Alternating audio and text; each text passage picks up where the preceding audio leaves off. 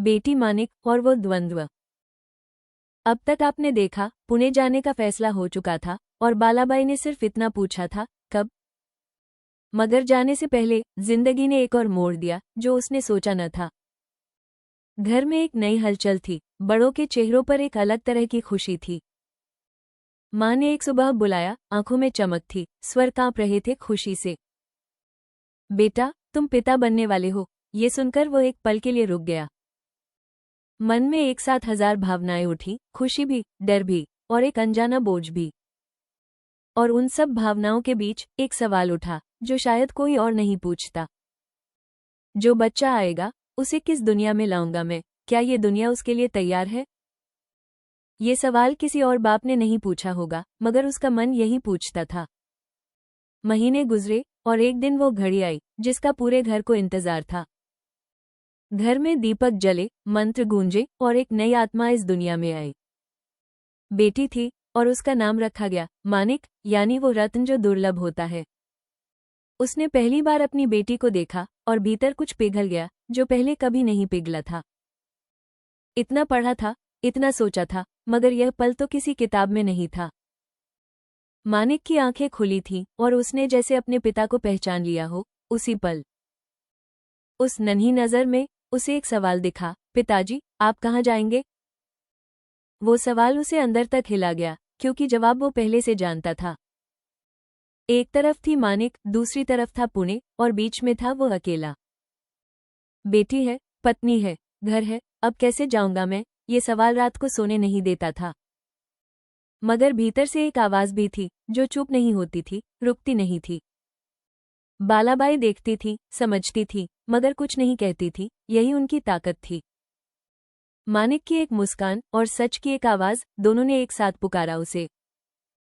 ये द्वंद्व कोई बुरा इंसान नहीं झेलता, ये तो वही झेलता है जो दोनों से प्यार करता हो। रातें लंबी होती जा रही थी, नींद कम होती जा रही थी, सवाल बड़ा होता जा रहा था। एक रात मानिक रो रही थी, वो उठा, गोद में लिया और चुप कराया उसे। मानिक चुप हुई, उसकी आंखें बंद हुईं और वो सो गई, पिता की बाहों में।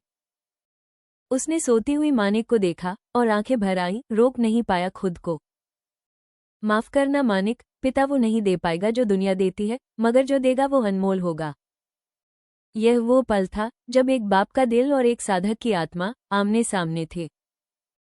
बालाबाई पास आई, धीरे से मानिक को लिया और बस इतना कहा, जाओ पढ़ो। जाओ पढ़ो, ये दो शब्द किसी बड़े से बड़े त्याग से कम नहीं थे। उसने बालाबाई को देखा, कुछ कह नहीं सका, शब्द थे ही नहीं उस पल के लिए। कुछ रिश्ते शब्दों से नहीं, खामोशी से बनते हैं, और यह उनमें से एक था। अब रास्ता साफ था, मगर दिल भारी था, और यही सच्चे इंसान की पहचान होती है। पुणे जाना होगा, पाली सीखनी होगी, सच की खोज रुक नहीं सकती थी। मानिक सो रही थी, बालाबाई जाग रही थी, और वो अपनी मंजिल के बारे में सोच रहा था। ये परिवार टूटा नहीं था, बस एक असाधारण परीक्षा से गुजर रहा था।